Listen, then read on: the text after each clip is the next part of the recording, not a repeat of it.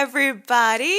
Happy Mother's Day. It's Allie, and welcome to our Y&R Chat for Sunday, May 12th, 2019. Oh yes, Adam Newman is alive. And he has a very common soap opera condition called convenient amnesia.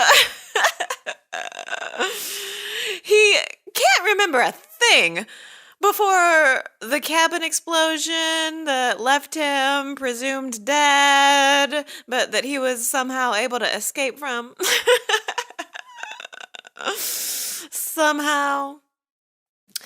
And Adam he's alive and well. He's in Las Vegas making a living as a member of an underground gambling ring, a very, very dangerous gambling ring.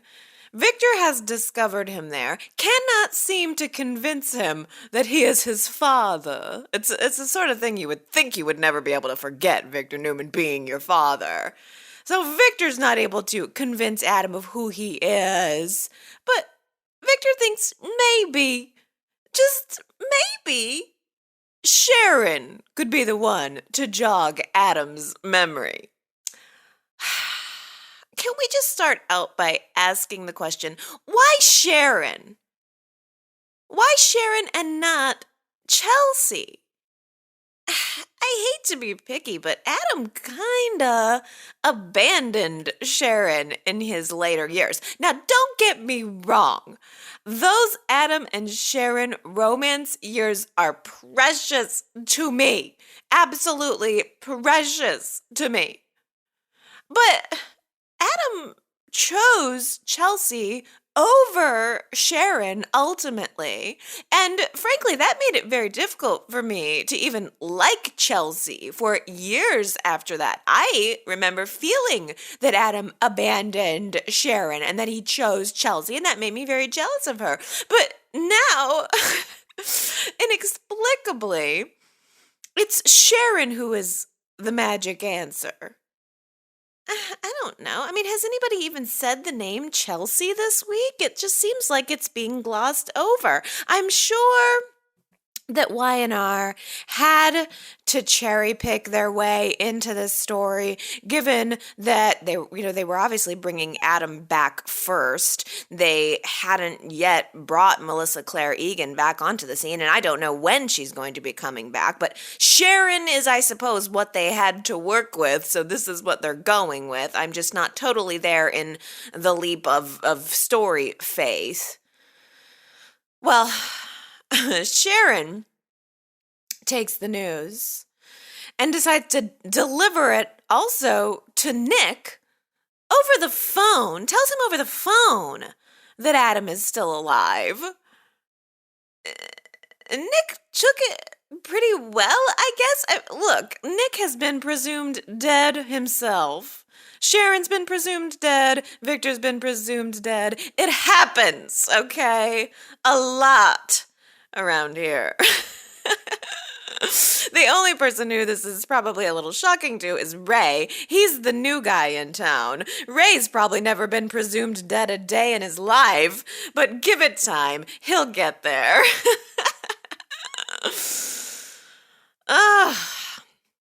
See, in general, I have to say, I feel like the news of Adam's resurrection is not hitting anyone all that hard. Sharon seems to have taken it the most to heart of anyone.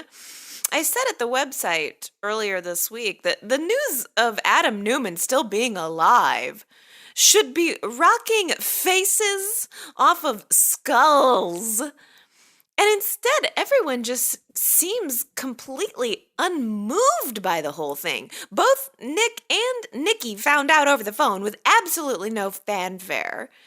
Nikki rushes to Vegas, but only mostly, I think, so that she can get involved in whatever it is that Victor's latest thing is that he's been keeping him away from home.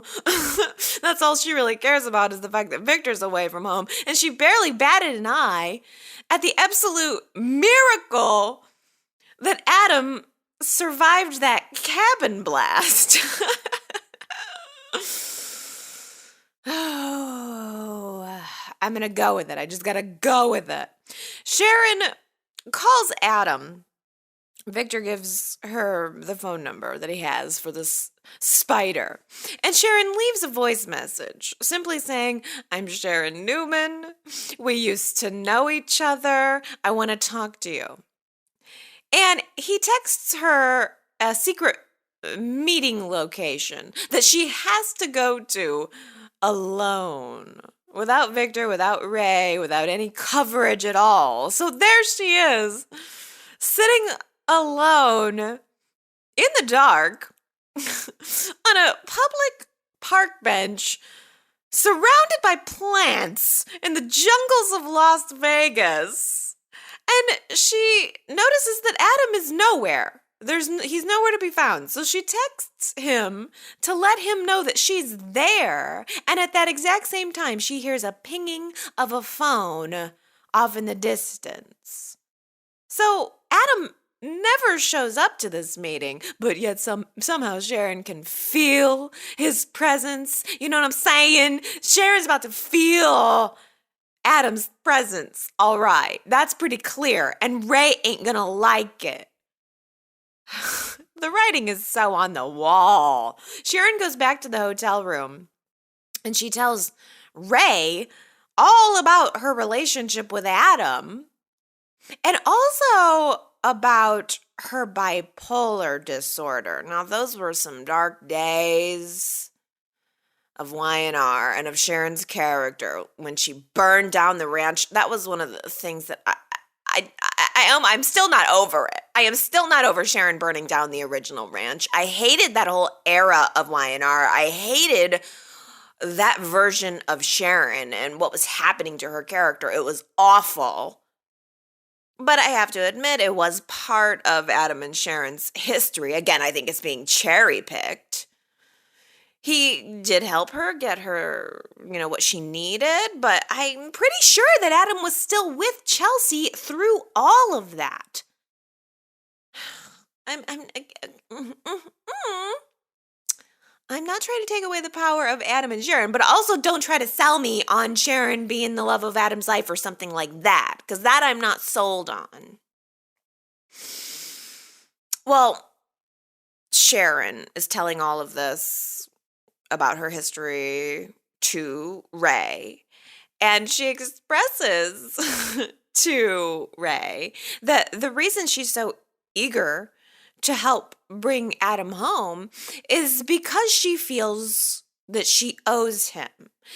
Adam saved her life, literally and figuratively, during that time. And okay, that's fine.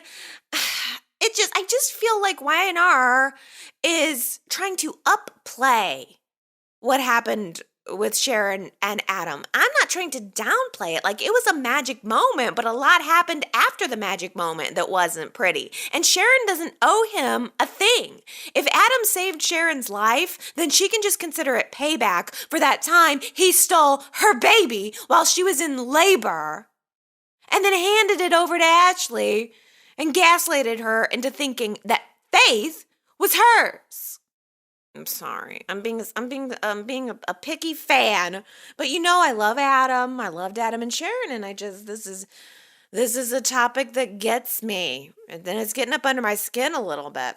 On Friday, Sharon met with Victor to tell him that she thinks he may be the reason that Adam got scared off. After all, as Victor admits, they've had a complicated relationship. Yeah, I'll say. Victor and Adam's relationship has been pretty damn complicated, all right. And that's why I'm starting to wonder if Adam really has amnesia at all. The poor little lost Adam routine is not going to work on me twice. What if Adam has just been lying in wait to make his next move? See, Sharon agrees to meet Adam at his Las Vegas apartment, which looks suspiciously exactly like Lillian Kane's house the same week that Kane announced that he was selling it. And Sharon finds a stack of family photos, presumably given to Adam by Victor, to try to bring back all of those warm and fuzzy memories of the people who Adam can't stand and who can't stand him. I mean, the fact that Sharon found those photos in the trash would be consistent with my idea that Adam knows exactly who he is. He knows exactly what those relationship dynamics are. Because also, the one photo that he kept that wasn't included in the trash, as Sharon is rifling through his drawers, the one photo Adam kept was of his son, Christian. That's the one person who he might actually want to see in Genoa City. And I tell you, I bet Nick would be so pissed if he knew that Victor gave those photos, including a photo of Christian, to Adam. Like, thanks, Dad. Thanks for reminding my son's biological father that I've been over here raising. I've been over here raising his kid while he's been professionally gambling in Las Vegas. Thanks for tipping him off. You think Adam might want to come challenge Nick now and take his son away from him? I mean, I don't know. I know that Christian is Adam's biological son and that's a connection and everything, but you can't ignore the fact that Nick is the one who has been taking care of the child. He has rights too. I mean, I guess we know for sure now what Nick's new direction is going to be. We were talking about that last week. What is it that's going to be on the horizon for Nick? Well, I think he's going to have a custody battle on his hands. In the previews for Monday, even at the tail end of Friday's show, Adam walks into that apartment and Sharon, we see her face reacting to seeing Adam for the first time. And then in the previews for Monday, Sharon is back in Genoa City telling Nick that Adam has agreed to come to Genoa City. I am telling you right now, Adam, that man, knows exactly what he is doing. And he is using Sharon to help him get whatever it is he wants. Maybe, eventually, even her.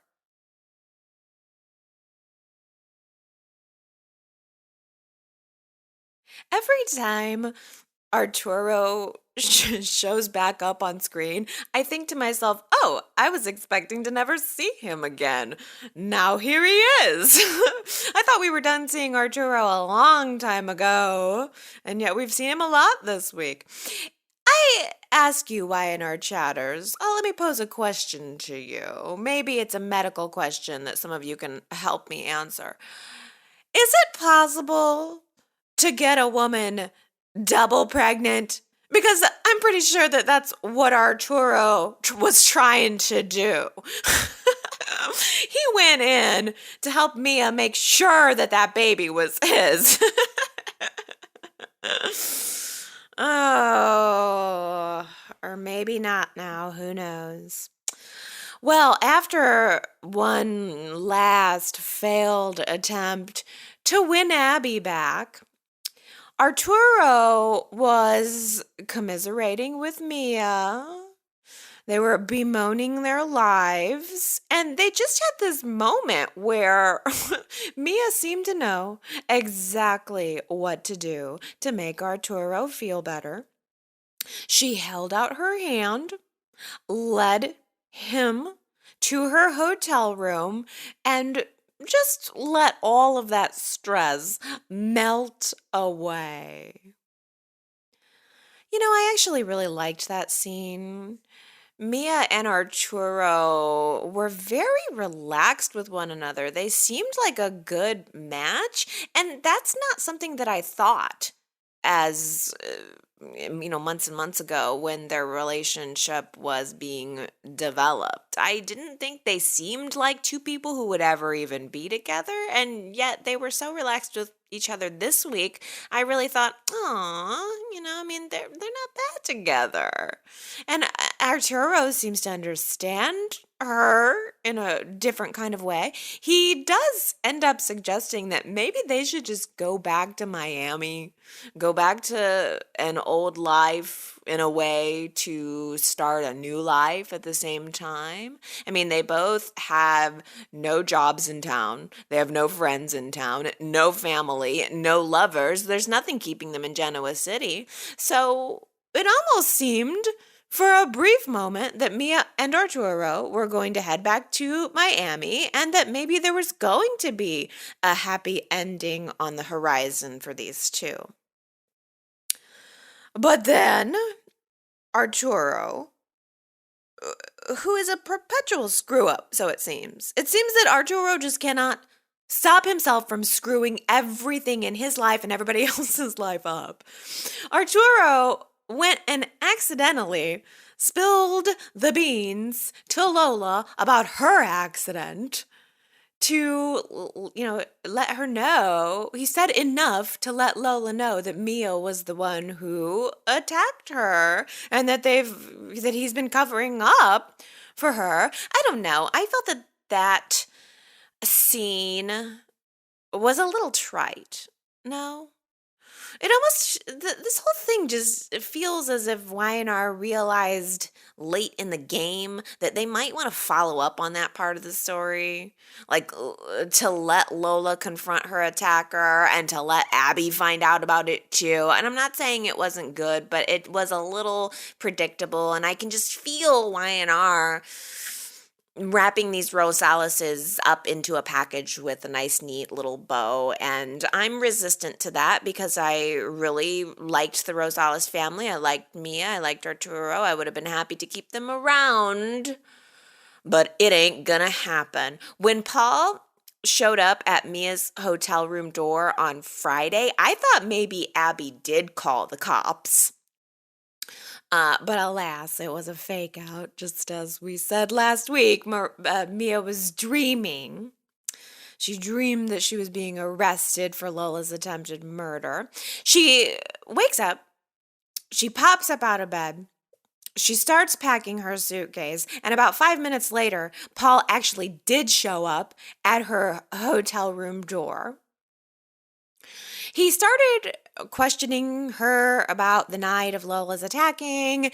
He noticed that she was really nervous and that her story was full of holes. And then he glances over at the packed suitcase in the corner of the room, tells her she might just want to come clean.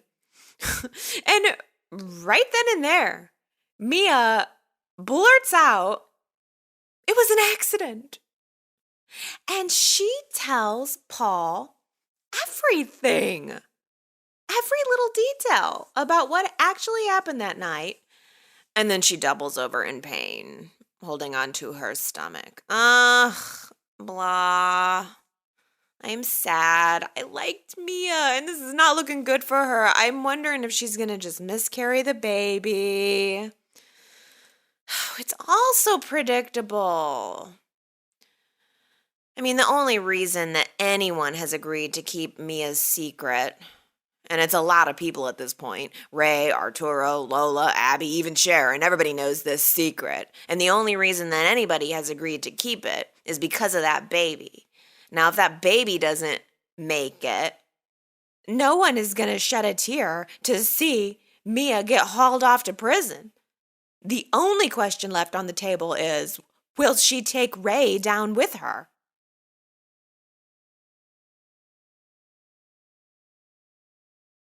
Ah-ha! Phyllis's real agenda is starting to show. Good karma feels less about selling knockoff jewelry and more about bejeweled and bedazzled revenge.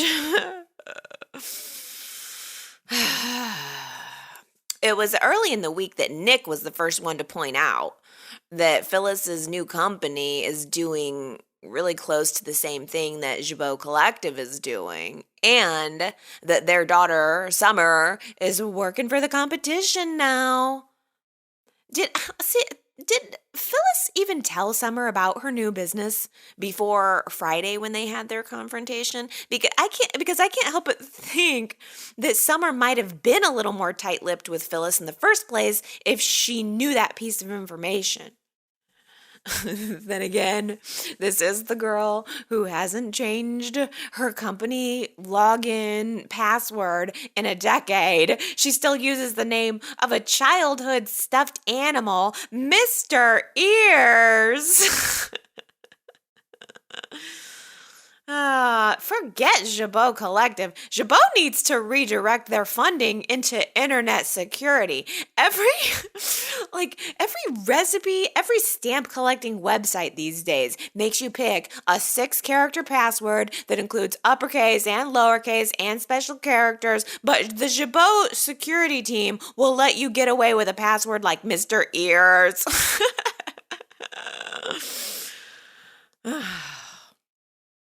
I honestly wasn't even expecting Summer to figure out what her mother had done, that Phyllis used her login. Apparently, Jabot does have their security team together well enough to send out a notification to Summer that her login was used by an unauthorized computer, and Phyllis readily admits it. She tells Summer that she did it, and then tries to convince Summer to let it keep happening. Hey girl, just leave your tablet open on the table by accident. Let me just see what you guys are up to, and that way I can tailor my accessories business to the Jabot Collective. That's pretty desperate. And Summer tells Phyllis, no way. Summer has worked hard for this job. She wants to keep it. And though, that Summer's going to end up teaming up with Phyllis, changing her mind 2 weeks from now when Summer realizes that there's no amount of business trips that she can finagle. There's no amount of guys that she can throw herself at that's going to make Kyle want her right now. Ugh, that's what it's all about, Kyle. And it's not going to stop her from trying. She's going to keep trying. It's so pathetic. Lola ends up giving Kyle her blessing to go away on that New York City business trip with Summer, and Summer's taking selfies of the trip the entire time, wanting to act like she and Kyle are still a couple, just hanging out on vacation, while Kyle is doing everything in his power to not let that trip take on a personal nature in any way, shape, or form. They met with this Theo guy for all of 5 minutes before Kyle was pulling Summer by the arm to get her back on that plane, to get back to Genoa City, to get back to Lola. Hey, I thought we weren't supposed to see Theo until June. I read a Soaps in Depth article that said his air date was like June 5th or something, and then he popped up on our screens this week. And he's going to continue to pop up. He has decided to come to Genoa City to spend some time with his new associates, get in on ground zero with this Jabot Collective marketing idea.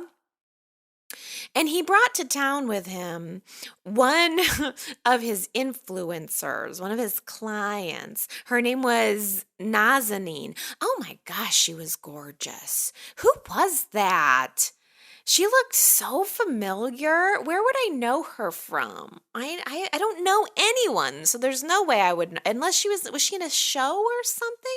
My gosh, she was beautiful. I don't think we're keeping her though, but I wish that we would. I liked the way she carried herself, and her hair was so cute and curly, and I liked her suit, and yeah, more Nazanin. I could think of a couple characters on the show we could just dump and keep more Nazanin. Well, I mean, if this is what Theo's bringing to the scene, then thumbs up. He's cute. What do you guys think of him? He gives me kind of a boy band vibe. I don't know. I guess the more important question is, will he be an actual match for Summer? Like, are we going to be working on a love connection here? Or is he just going to be a boy toy for Summer. Just someone she's going to use to try to make Kyle jealous, pretty much in the same way she used Kyle to make Billy jealous, or tried to anyway. Yeah, I don't know. Summer is behaving for right now, but it's not going to last. Eventually, Summer is going to turn sour, and then she's going to team up with Phyllis. And she and Phyllis are going to decide that it's their job to teach those two Abbott boys a lesson. And from Summer's perspective, I guess it's going to make sense. Summer's immature, but I don't know how I feel about Jack and Phyllis being overnight enemies. Because when they had their confrontation this week, I had to think back on why they were even upset with each other. What was even going on between them?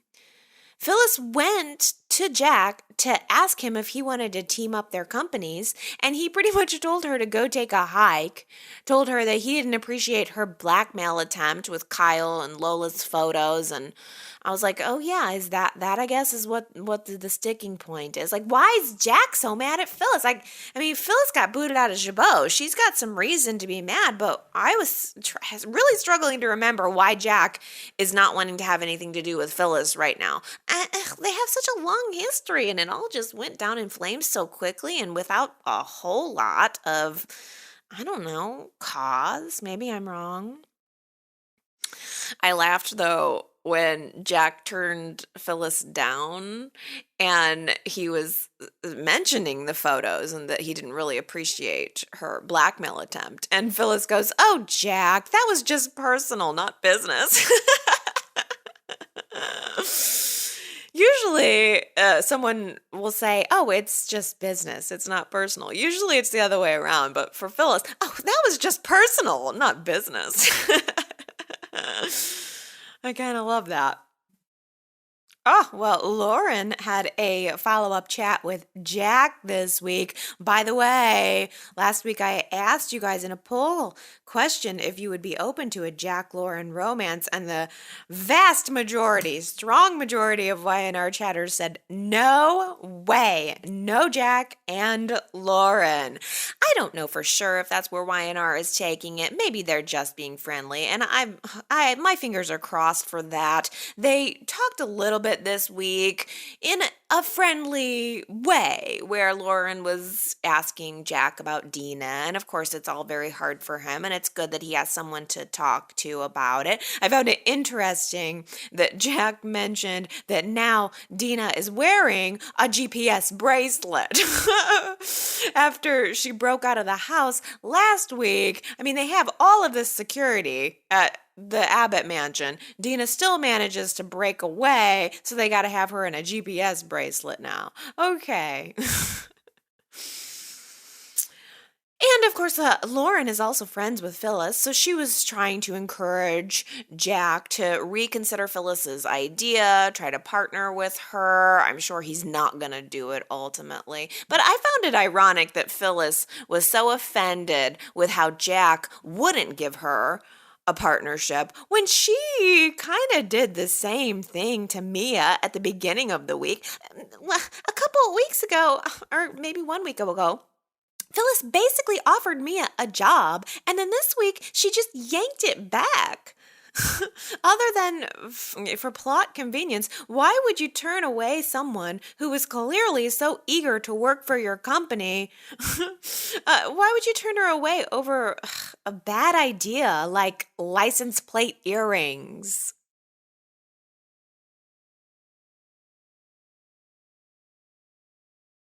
You know who would look great in a set of license plate earrings and blonde hair and maybe a geometric space age outfit? Tessa! Well, okay. You tell me. Is it too obvious at this point that Anna could be Mariah's stalker? Let's let that be our poll question for this week at yrchat.com. Is Anna the one behind it? You tell me. Because at this point, who knows, maybe it'll all be revealed by the end of the week. But at this point, there's just no one else other than Anna who has an obvious motive. She's been clashing with Mariah for 2 weeks in a row, right as Mariah is continuing to follow the leads on who could be texting and harassing her. It's very suspicious.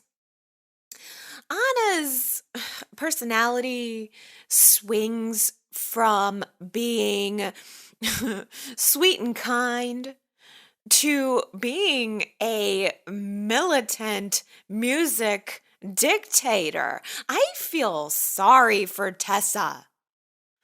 And I will say also, the quickest way to get me onto a character's side is to present them as an underdog. And that's where I'm seeing Tessa right now. Tessa's struggle to get a good take while she was recording her song under Anna's hungry eye.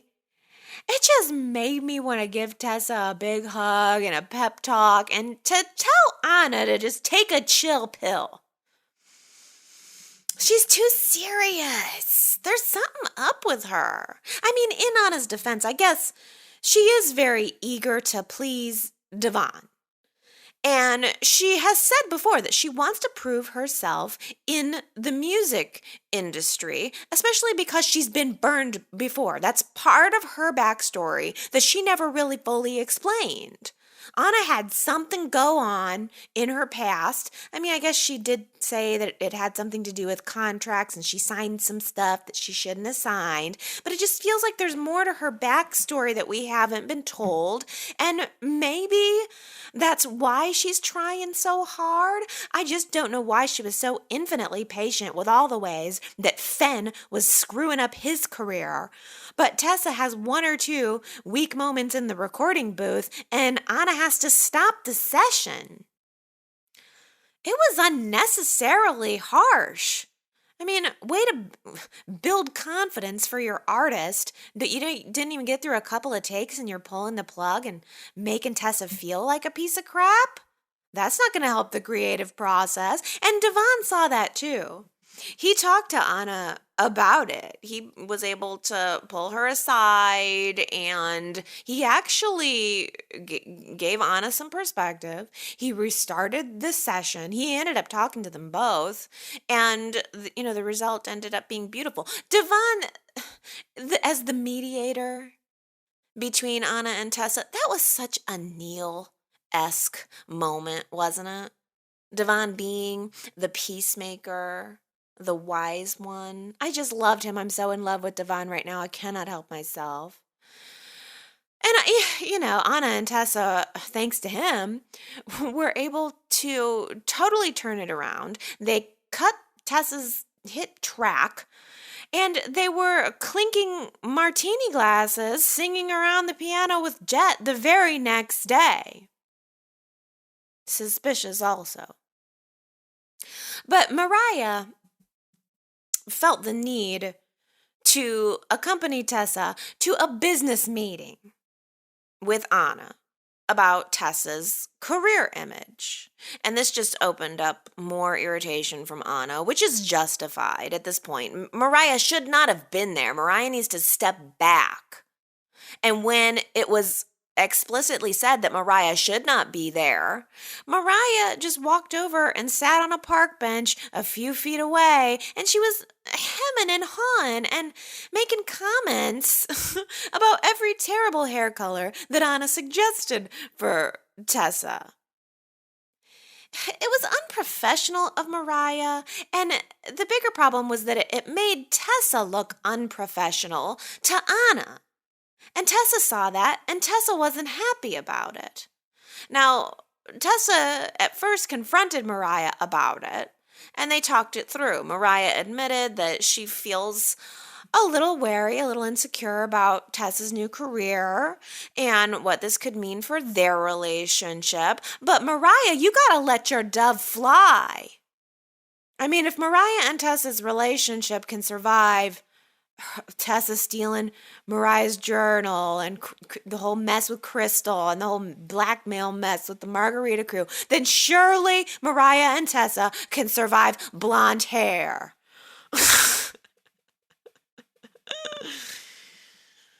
Ugh. Well, speaking of hair, I loved when Anna suggested that maybe Tessa dye her hair red. Mariah had a big reaction to that. Mariah was like, hey now, that's my hair color. We do not need two redheads in this relationship. How good did Mariah's red hair look against that mustard yellow top that she had on? Mariah looked really good. Was it Thursday's show? I think it was. Oh, the two tones of those colors, that red and that yellow, were so beautiful. She looked so good.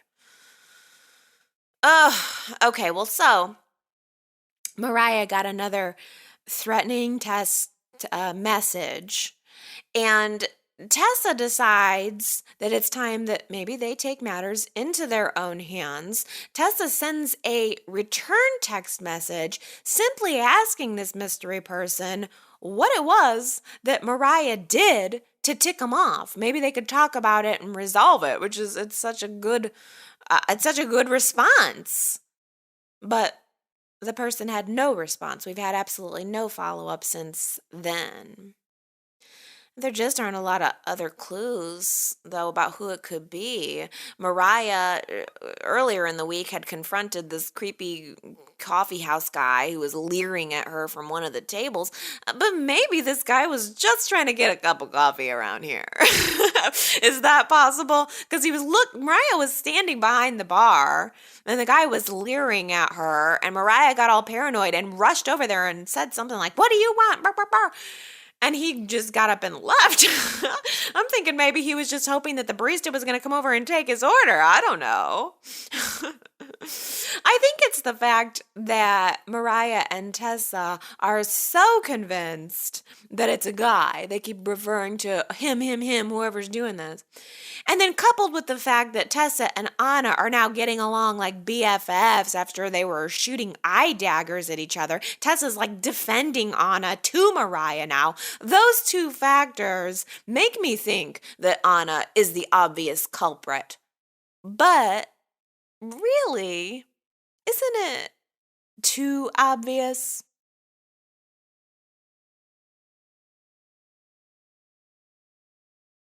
Jet spills the truth about Elena's mom to Devon, just in casual conversation. So Jet is the first one to tip Devon off that Elena's mom, who's Jet's sister, I think they said her name is Monica.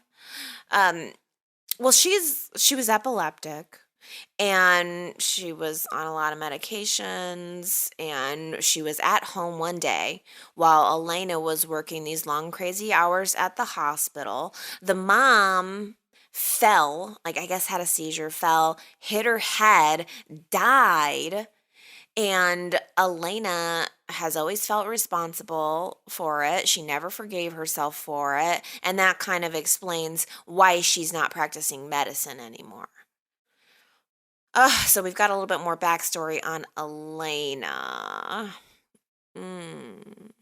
Which maybe blows my theory about Elena being Hillary's daughter completely out of the water.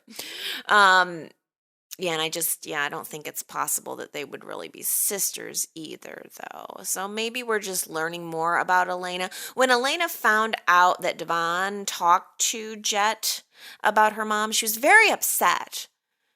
Maybe a little too much. I don't know. I mean, they're all living under the same roof. They're practically family at this point. I don't see why Jet can't talk to Devon about his sister.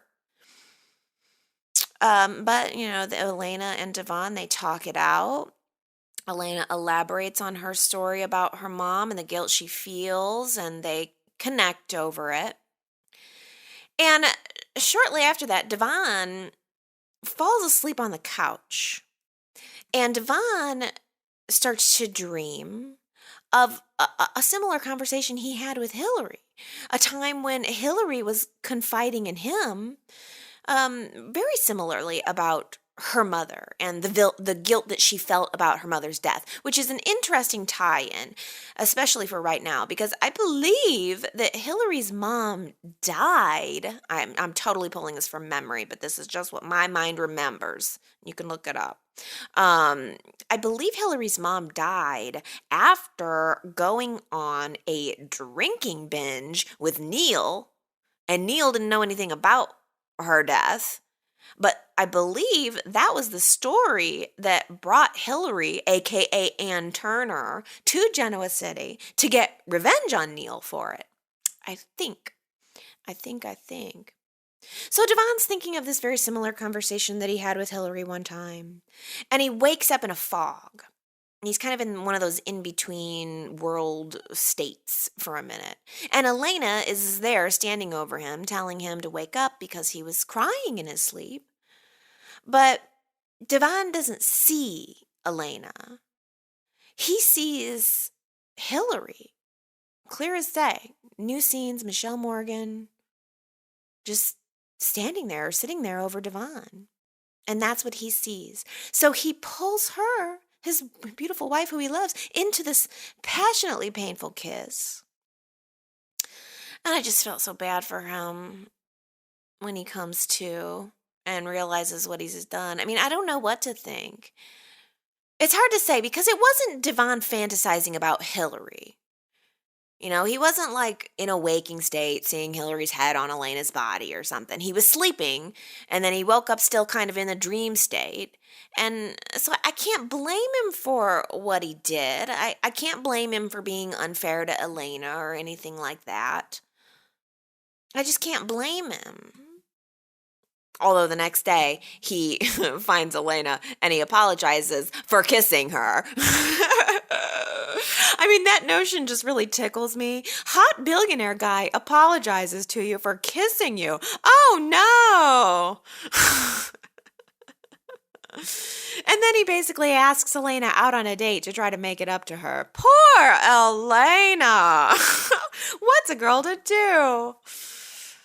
Yeah, I don't know. I mean, these two would be a perfect match.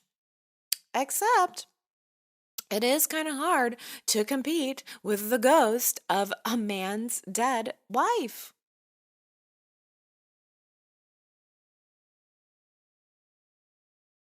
Oh, I loved that Devon coming home to finding Jet and Anna and Tessa singing around the piano gave him this idea that he would like to hold a benefit concert for Neil's honor at Society. And he also had the idea of dedicating the stage to Neil. I love that. And I wonder if we're going to get that concert next week. Maybe we're going to get a party. That'll be fun.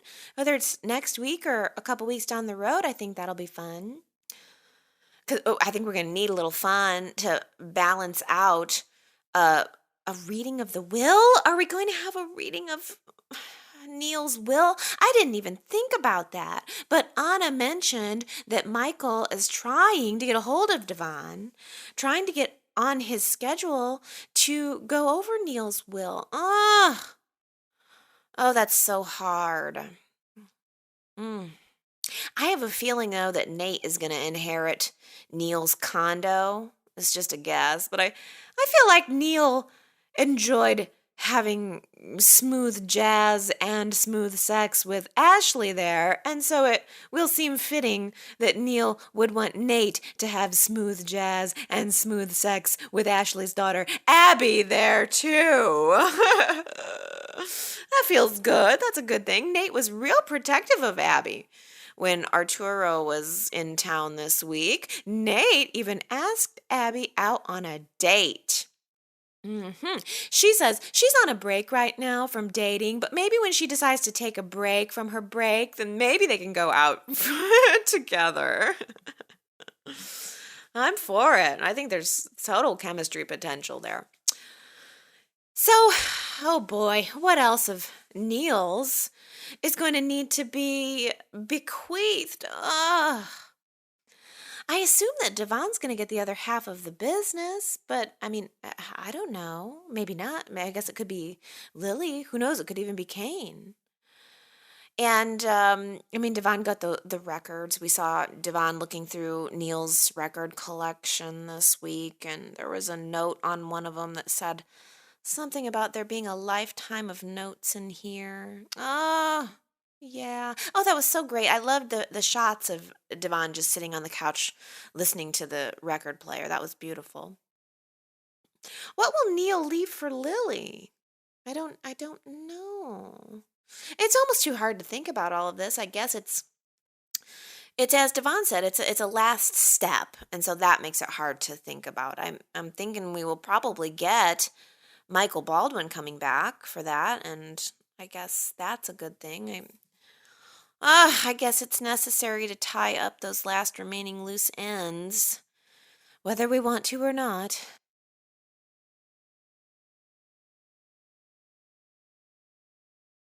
Kane is still trying in a roundabout way to do things that will impress Lily. This week, we saw him applying for a nonprofit job, specifically working with prisoners and rehabilitation. I mean, and then he also mentioned that he's selling the house. He wants to get something smaller, more modest. I think that Kane is still clinging to the hope that Lily will change her mind and that she will come back to him someday. And I don't know if that's going to happen. Although in the meantime, I am so totally into Traci's reimagining of the Kane and Lily love story, as she's reimagining them as Flynn and Iris, and they are in the 1940s, and Kane and Lily are portraying these two. The whole thing is being written as a mystery romance novel. It is giving me a very Bogey and Bacall, black and white, love and hate dynamic, or maybe also a Maddie and David, moonlighting, passion and disdain kind of vibe, if you will. Maybe throw in a dash of Murder, She Wrote for Traci's role in the whole thing. I think it's great. I just think it's so creative. Lily looked so gorgeous in those black and whites. Those finger waves on her hair were perfect. And Kane looks so handsome with his hair styled that way, with all that pomade. Oh, I just love that look. He really pulls that look off. And then when he had the fedora on, I don't know if I'm rooting for Flynn and Iris or Kane and Lily or Traci and Kane. There's just so many layers to it. I don't know where to look. I should probably stop trying to force Traci and Kane into a romance, because even if it's just friends, they're fantastic. Kane actually asked Traci how she was doing this week. Can you even believe how completely touched she was by that? That someone would give her the space to vent? Because her usual role is to be the listener, the supporter. Nobody ever asks how she is. And I don't know. Traci, she's so girlish around Kane. Her face positively lit up when she was with him. And it was so reciprocal. Kane had such a big smile on his face when he was with her. They just have such a good time in each other's company, and that's enough for me. I I can't help but wonder what the two actors think about being paired together in these scenes. This friendship, let's call it, and assume it's that, it's just come so far out of the blue. The actors had to be as shocked about it, I think, as the viewers were, right?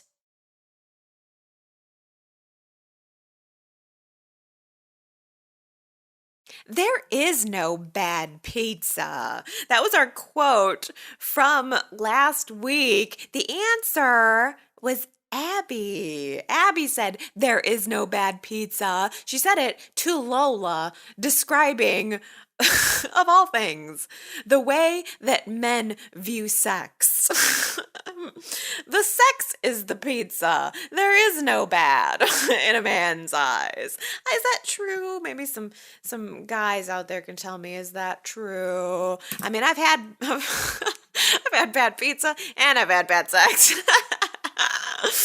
So I don't know if it's true for guys. Well, quite a few of you guys guessed that it was Abby, so congratulations. Keisha, TB84, Jillian, Zoperplex, Anna, Justin, Henry, Robbie, Aaron, Tony, Wendy, Heather, Colleen, and Ambreen. You guys all guessed it right. Gosh, this week is a little bit of a crash, boom, bam. I probably forgot somebody or something. And I don't know, I didn't probably do a great job getting myself a good selection of quotes to choose from this week. I was a little bit busy, but let's go with this one. Tell me if you think you know who said this.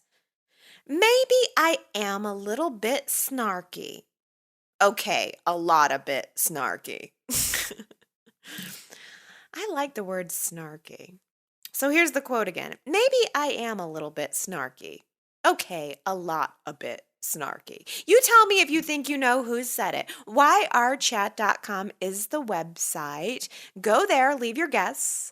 And if you get it right, then next week I will give you your shout out on next week's Y&R Chat.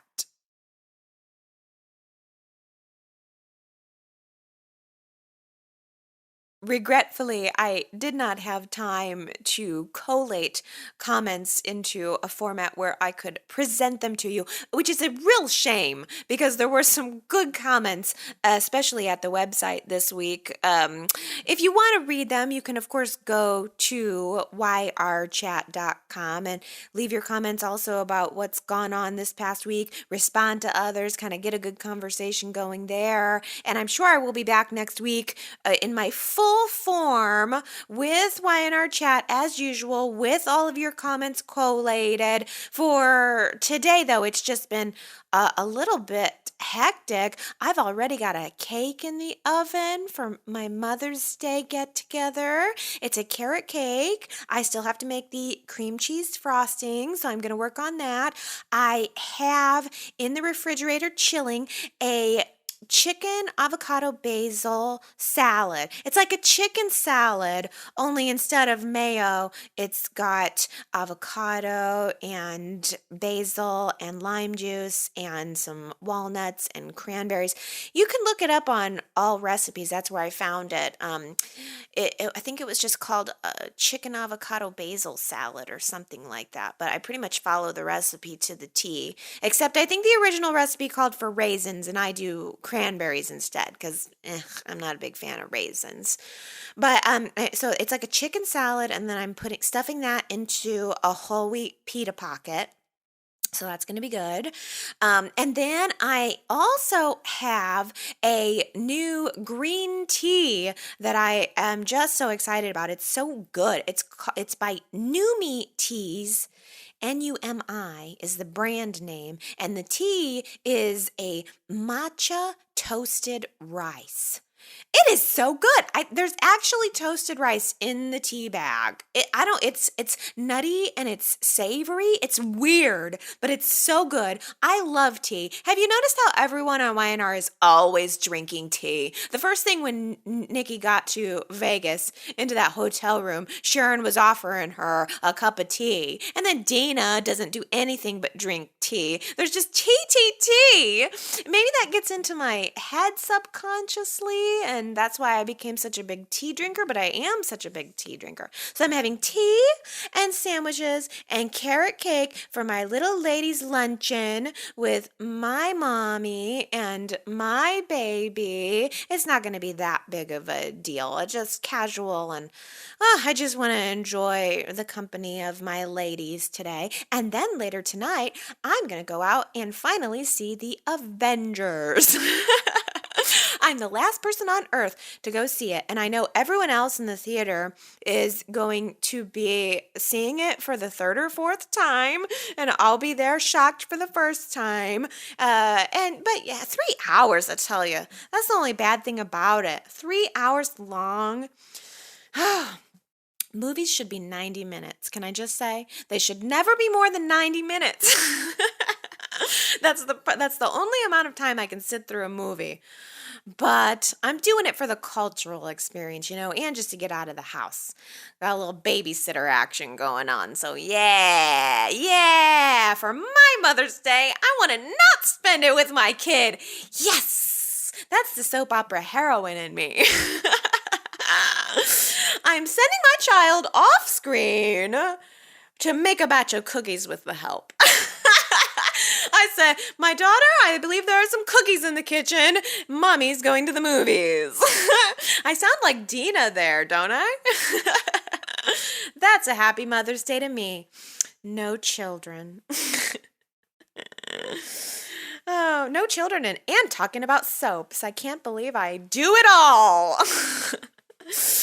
Oh, well, I would like to say a special happy Mother's Day to all of you moms out there. I hope you're having a wonderful day, wonderful Sunday, and I will be back next Sunday to talk some more about our favorite show. So everybody have a happy Mother's Day. I love you so much. Mwah, mwah, mwah, mwah, mwah. Bye.